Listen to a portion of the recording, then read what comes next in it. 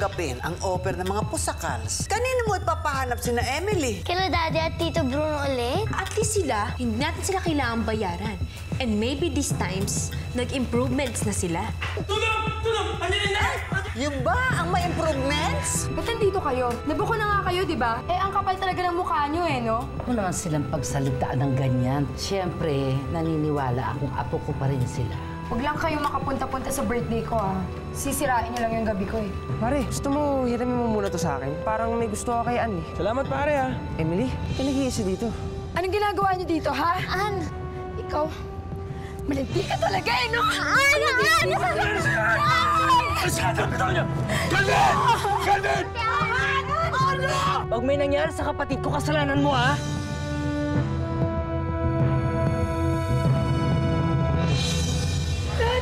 Gagamutin ka nila.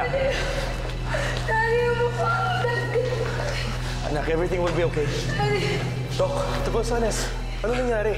Ang anak ko. Sumulpok sa salamin. Sisirado pa yung Dok. Pakigamot naman siya, please. Don't worry, Dok. Saan si Mama? She had a stroke. Kakahabol sa mga bata. Bigla lang siya bumagsak and she lost consciousness. Kami nang bahala sa kanila. Salamat, Dok. Mukhang hindi tama na pumunta pa tayo dito. Si Tito Simon, galit na galit siya. Nakita kong tingin niya sa akin. Parang akong sinisisi na sa nangyari. Oo nga. Baka ako anong gawin niya sa'yo kapag nakita ka niya. Mukhang galit na galit si Tito Simon sa ating lahat, ate. Kaya na lang kaya pumasok dito na lang. Hindi naman natin kasalanan nangyari. Tsaka hindi naman gusto ni Ate Emily yun. Kaya tayo nandito para makasiguro kung okay si Lola Clarita tsaka si Ate Ann. Correct. Pero yung Ann na yan, bahala na siya sa buhay niya. Mga anak, wala naman kayong ginagawang masama. Basta malinis ang konsensya nyo, wala kayong dapat ikatakot. Tama ang tatay ninyo. Wala naman kayong kasalanan Kaya sige na, pasok na kayo sa loob. Mamaya, nag-alala sa inyo yung lola niyo. Pero paano na si Bantatay? Pwede naman dito na lang kami. Hindi na kailangan. May plano ko. Sige dito.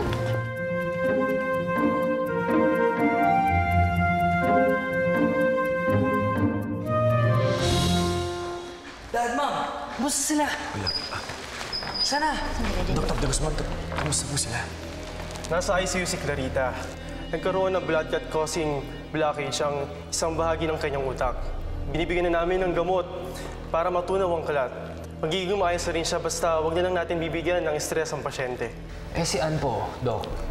Kinailangan naming tahiin ang mga sugat sa kanyang mukha dahil malalim ang mga ito. Tinahi? It was the only way to close the wounds, Doc Gonzales. Nililipat na siya sa regular room. She's under pain medication pero pwede na siyang puntahan. Excuse me. Puntahan na natin si Ann, Ma'am. Dad, tara! Ano bang hindi mo naiintindihan, Calvin? Tinahi ang mukha ni Ann. Paano natin papaliwanag sa kanya to? Huminahon ka, Simon. Walang kasalanan si Calvin. Huwag mong ibuhos sa kanya ang galit mo. Tama ka, Marcela. Kasalanan to ng mga batang mo. Pagkatapos nating kupkupin, ito pa ang gagawin nila sa atin.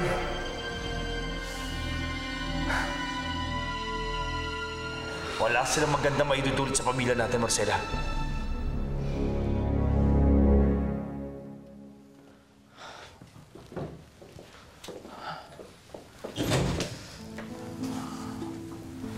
Ann? Anak? Daddy. Mommy. Ann, magpahinga ka lang, Ann. Huwag ka na masyado magkikilos. Ano nangyari? Huwag nang galawin. Ann? Huwag mo nang galawin. Ano nangyari sa mukha? Wala yan. Wala yan. Dad, ano nangyari? Wala yan. Ann, magpahinga ka muna. Relax ka lang. Please, magpahinga ka. Ann, huminahang ka, anak! Ann! Ann! Ann! Anak! Ann! Ann! Ann! Ann! Puto! Ann, buksan mo puto! Ann! Ann, makinig ka nga! Ann, anak! Ann!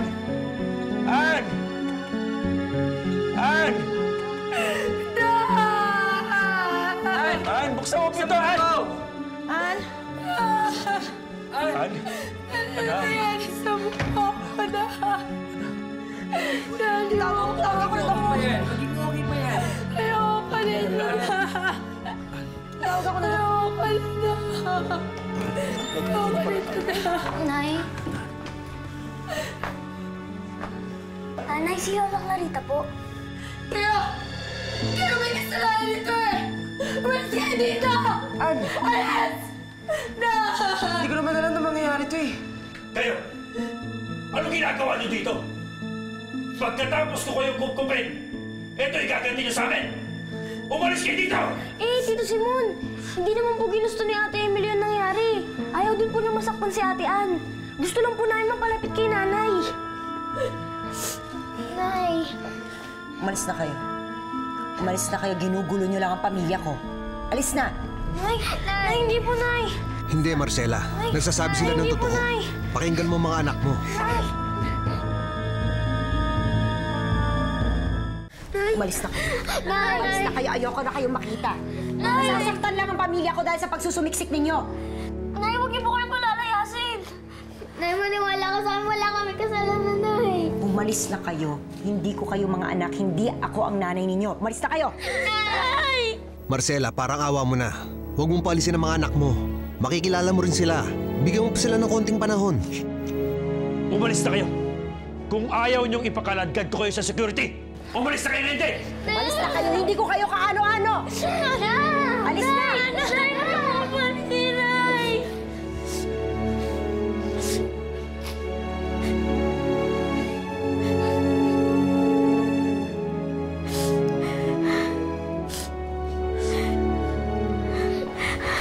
Mga bata, halika na. Pero ate si Nanay. Para umalis na tayo. Hindi na tayo papakinggan. Halika na, Nix. Sige na, tara na.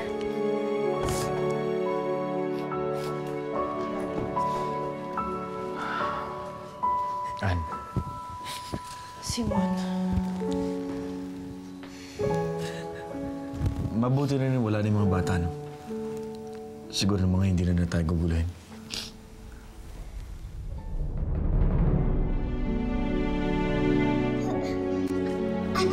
Ano itsura niya, kuya? Ano nangyari? Hindi pa siya gising, pare. Di ba lang tayo makapasok para makausap si Lola Clarita? Ano kaya nangyari sa kanya? Sana gumaling na siya agad. Tinaboy na nga tayo ni Nanay. Ayokong mawala pa sa atin si Lola. Pagdasal na lang natin siya para pati na din si Nanay. Sana nga, bawiin na ni Nanay yung sinabi niya. Sana, huwag na tayong paalisin. Kung gising lang ang lola ninyo, hindi niya hayaang mangyari to. Nurse, pwede po bang malaman kung anong lagay ng pasyente sa loob? Lola po namin siya. Lola nyo? Teka, bakit may kasama kayong aso? Bawal ang aso dito. Umalis kayo. Alis! Miss, sandali lang po. Sabihin niyo muna po sa amin kung kamusta na po yung lola namin. Sige na po. Hindi nyo ilalabas yung aso nyo? Teka, tatawag ako ng guard. Ang susuwit naman ng mga tao dito. Tara na, bantaray. Let's run. Sige, tara na.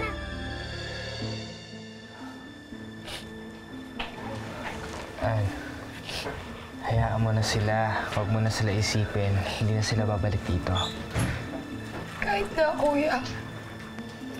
Kahit na umalis na sila. Tingnan mo nga ako. Kuya, sinira na nila yung mukha ko. Calm down.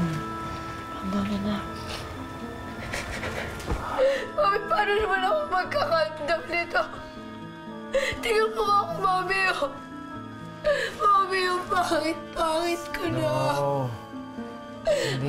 Pangit ko na, Mami. Hindi. Dad, this is all their fault. Kasalanan nila to. Dad, help me, Dad. Well.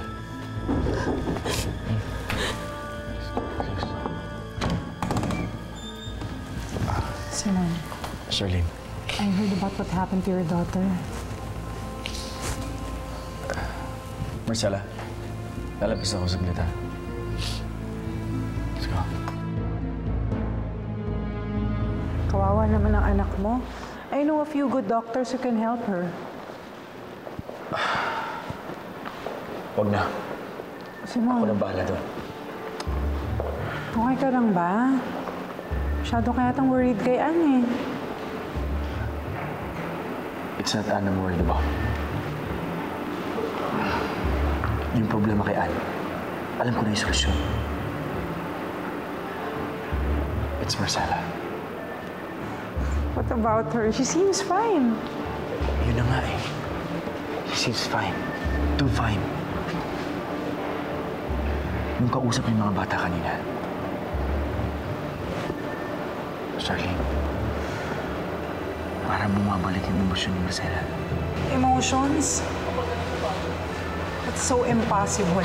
Eh, alam mo naman, di ba na... Di ba, naputol natin yung nerves na nagko-connect dun sa...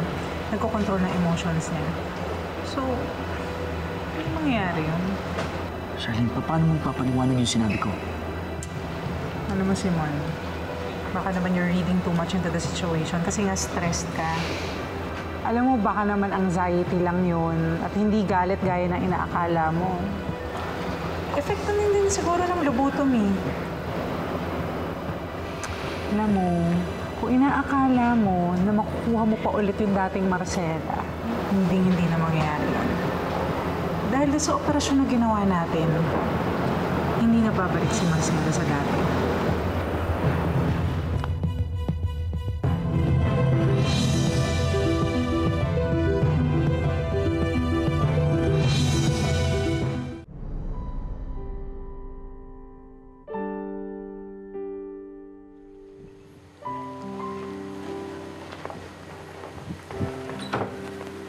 Hindi ka pa papasok sa loob?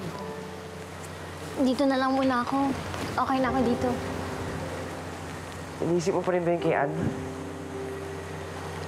Kawawa naman si Anne. Sana kung nalaman ko na ma-accident siya ng ganun, sana hindi na lang ako umiwas. Sana hindi ko na lang pinagtanggol yung sarili ko. Ako naman talaga yung dahilan kung ba't nangyari yun eh. Tiniis ko na lang sana na makasama siya na isang buong gabi. Hindi na sana nagkagulo. Wala na sana masasaktan. Artie. Dapat ako sisihin mo. Huwag ang sarili mo. Sorry, Emily. Hindi mo naman kailangan mag-sorry sa akin eh. Pumayag ka na maging escort ni Anne dahil iniling ko. Dahil mabuti kang kaibigan. Dapat nga, ako yung mag-thank you sa inyong dalawa ni Lenlin eh. Kasi kahit gaano kagulo yung buhay na magkakapatid, diyan pa rin kayo. Hindi kayo umaalis. Salamat, Artie.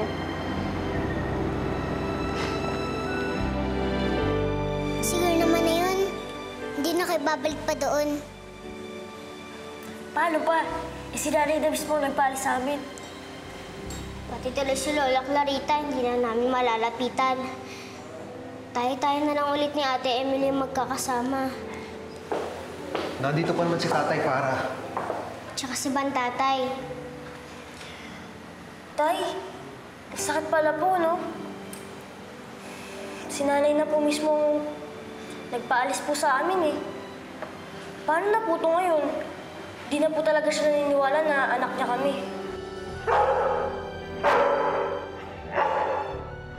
Hindi daw dapat sumama ang loob ninyo sa nanay ninyo. Nakalimutan lang niya kayo. Huwag kayong mawawala ng pag-asa. Naniniwala si Kuya Bernard na dadating yung panahon, maaalala niya kayo. Kaya huwag na huwag kayong susuko kasi hindi naman kayo iiwan ng tatay ninyo eh.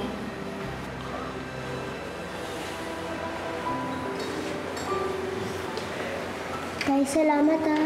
Pinalalakas mo yung loob namin. Sige po, Tay.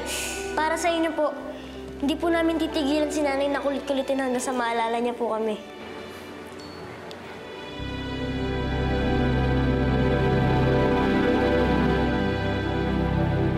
It's understandable that your daughter is depressed, Dr. Gonzalez. Pero kahit tanggalin natin lahat ng stitches sa kanyang mukha, ay may maiwan pa rin peklat dito. But it can be fixed, right? She can undergo plastic surgery.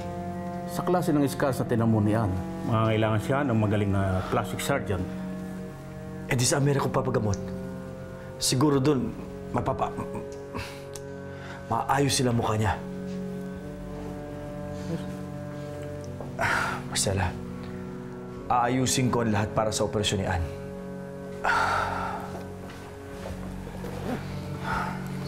Sasamahan mo si Ann. Mas mabuti na to para malayo ka sa manloloko mga batang yon.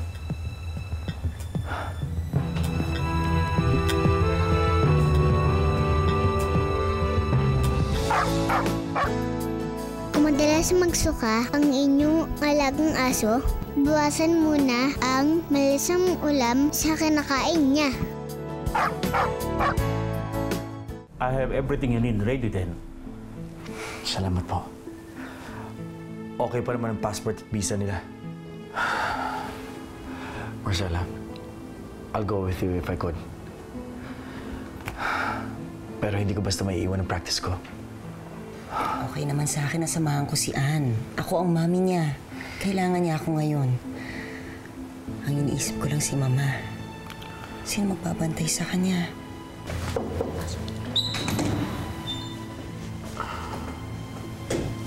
Gising na po si Ma'am Clarita, Doc. Ilalabas na po siya sa ICU.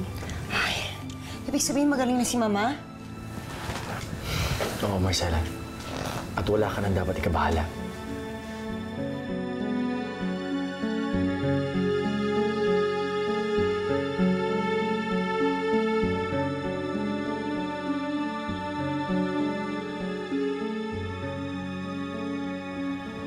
Marcela, anak.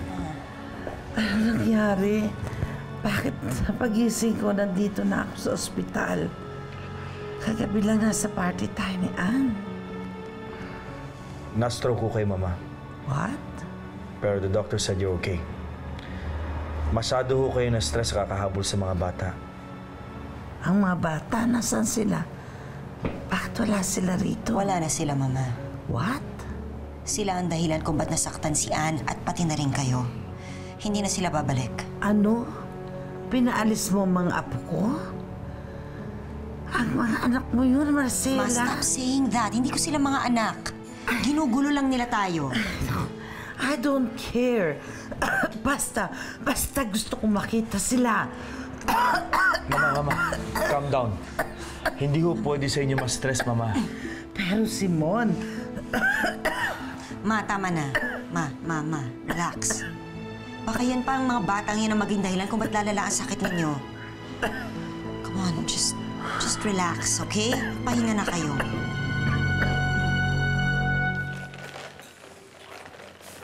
Oh, ba't kayo na mga itsura nyo? Di ba kayo nasarapan sa niluto kong hotdog tsaka itlog? Naiisip ko lang si Lola Clarita. Kamusta na kaya siya? Sana naman maayos na ang lagay niya. Huwag kayong mag-alala. Sigurado naman ako hindi siya papabayaan ni Tito Simon. Oh, bisita ka. Calvin? Joanna, sorry sa naging reaction ko kagabi. Pasensya ka na. Eh, hindi ka naman talaga dapat sa akin humingi ng tawad eh.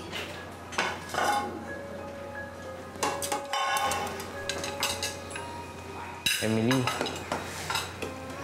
gusto ko sana mag-sorry sa'yo.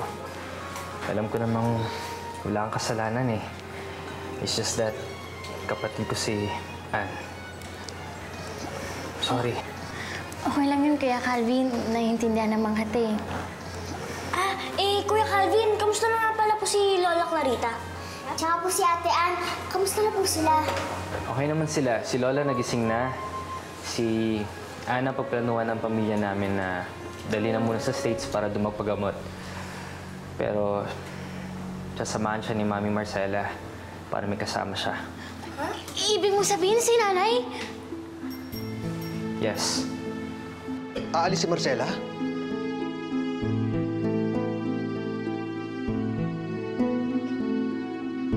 Marcela, bakit ka pa pupunta sa States? Ma, kailangan operahan si Ann para maibalik sa dati yung mukha niya. Pero paano ang mga bata? Hindi Hindi naman basta na lang maiiwan yung mga anak mo. Mayan na naman kayo. Hindi ko kaano-ano ang mga batang yun. Hindi ko mga anak yun. Tama na pag-iisip mo sa kanila.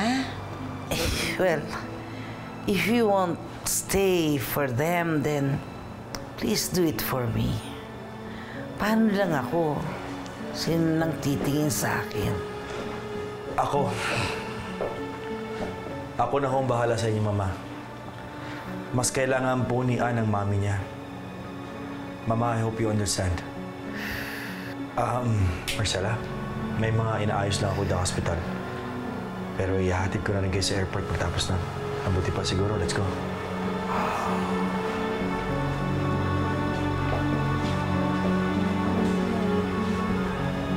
Ma, don't worry. Pag magaling na si Ann, babalik ako agad. Okay, Ma? Pagaling kayo, Ma, ha?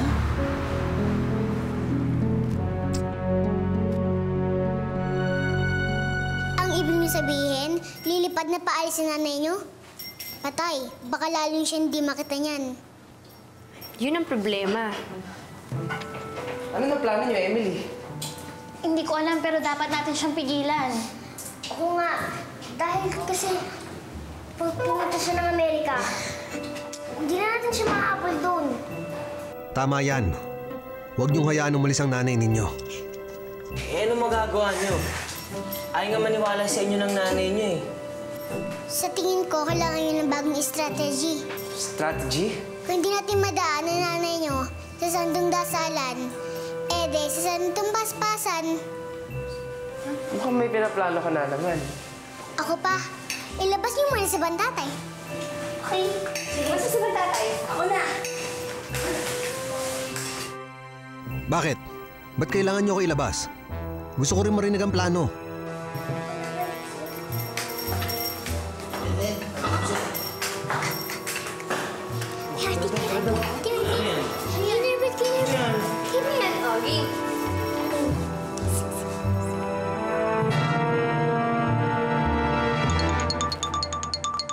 Hindi pinapadala mo. Lennon, sigurado ka ba dito? Ito lang ang tanging paraan para hindi makaalis ang nanay niyo. Ay! Ang daming daga! Sorry po, kailangan po namin pagawin. Ano ginagawa mo? I love you po, Nay! I hate them, Dad. Promise me, kukunin niyo ulit si Mami sa kanila. Hindi ako papayag na maging masaya yung tatlong yun. Kahit hindi ako sang-ayon dito sa ginawa niyo, masaya pa rin ako dahil kasama natin si Marcela. Joanna, ayoko ng sinungaling. Magsabi ka ng totoo. Wala dito si Tita Marcela. Paniniwalaan ko yan, Kasi Joanna, kami ni Daddy, magre-report kami sa mga pulis. Pulis?